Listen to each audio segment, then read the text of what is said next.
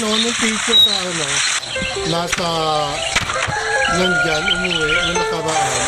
Kaya lang, sa hotel nakatuloy, hindi dyan sa kanila. Kaya naman amin eh. Wala, di na sa media kahit aircon. 20% diba? Payment siya.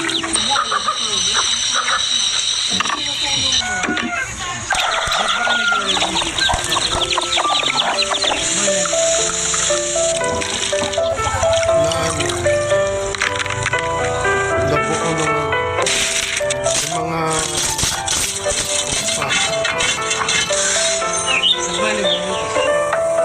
kasal ako eh.